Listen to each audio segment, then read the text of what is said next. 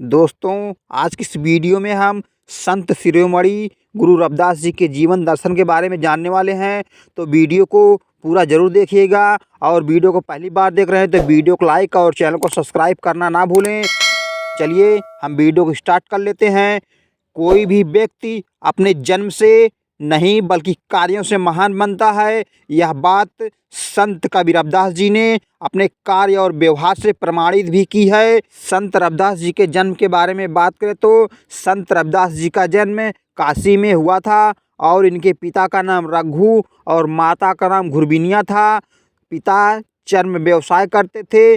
संत रविदास भी वही व्यवसाय करने लगे और संत रविदास अपने कार्य पूरी लगन और परिश्रम से करते थे। समय पालन की आदत और मधुर व्यवहार के कारण लोग उनसे बहुत प्रसन्न रहते थे और साधु संतों की सहायता करने में संत रविदास जी को बहुत आनंद मिलता था। स्वामी रामानंद काशी के प्रतिष्ठित संत थे। रविदास जी उन्हीं के शिष्य हो गए थे और अपना कार्य पूरा करने के बाद वे अधिकतर समय अपने स्वामी रामानंद के साथ ही बिताते थे। मन चंगा तो कठौती में गंगा, शायद यह कहावत आप लोगों ने सुनी होगी। इसके पीछे क्या राज है, आइए हम आप लोगों को बताते हैं।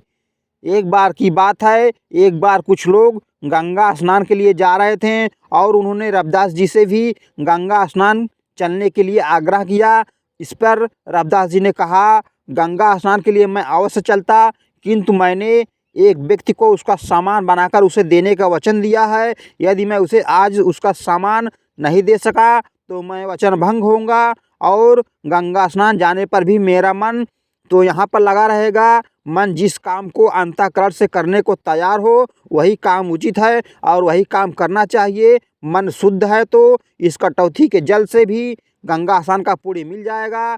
यह कथन संत रविदास जी का था। तभी से यह कहावत प्रचलित हो गई है कि मन चंगा तो कटौती में गंगा। और संत गुरु रविदास जी का जन्म ऐसे समय में हुआ जब समाज में अनेक बुराइयां फैली हुई थी, जैसे अंधविश्वास, धार्मिक आडंबर, छुआछूत। इस प्रकार रविदास जी ने इन सामाजिक बुराइयों को दूर करने का प्रयास किया।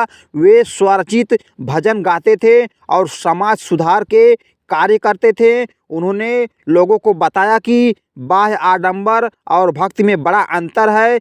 ईश्वर एक है, वह सबको समान भाव से प्यार करता है। यदि ईश्वर से मिलना है तो आचरण को पवित्र करो और मन में भक्ति भाव जागृत करो। रविदास कर्म को ही ईश्वर भक्ति मानते थे। रविदास जी दिन भर कर्म करते रहते और भजन गाते रहते थे। वे खालिश होने पर अपना सारा समय साधुओं की संगति और ईश्वर भजन में बिताते थे। रविदास जी के भजनों का हिंदी साहित्य में बहुत ही महत्वपूर्ण स्थान है। संत रविदास जी का सीधे साधे और मन को स्पर्श कर लेने वाला विचार लोगों पर सटीक प्रभाव डालते थे। लोगों को लगता था कि रविदास के भजनों में उनके ही मन की बात कही गई है और धीरे धीरे उनके शिष्यों की संख्या बढ़ने लगी। वे लोगों को समाज सुधार के प्रति जागरूक करते और इस तरह वे लोगों को समाज सुधार के प्रति जागरूक करते रहते थे और प्रभु के प्रति आस्थावान होने के लिए प्रेरित करते थे। वे सामाजिक सुधार और लोगों के हित में निरंतर तत्पर रहते थे। संत गुरु रविदास जी अपने उच्च विचारों के कारण समाज और हिंदी साहित्य में महत्वपूर्ण स्थान रखते हैं। उनका जीवन कर्मयोग का आदर्श उदाहरण है। उन्होंने अपने आचरण का व्यवहार से यह प्रभावित कर दिया है कि मनुष्य अपने जन्म और व्यवसाय के आधार पर महान नहीं होता, बल्कि विचारों की श्रेष्ठता, समाज हित के कार्य, सद्व्यवहार जैसे गुण ही मनुष्य को महान बनाने में सहायक करते हैं। अगर हम रविदास जी के विचारों की बात करें तो रविदास जी ने कहा है, राम कृष्ण करीम राघव हरि अल्लाह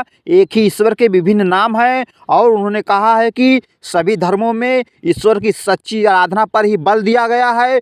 वेद, पुराण, कुरान आदि धर्म ग्रंथ एक ही परमेश्वर का गुणगान करते हैं। ईश्वर के नाम पर किए जाने वाले विवाद निरर्थक और सारहीन हैं। सभी मनुष्य एक ही संतान हैं।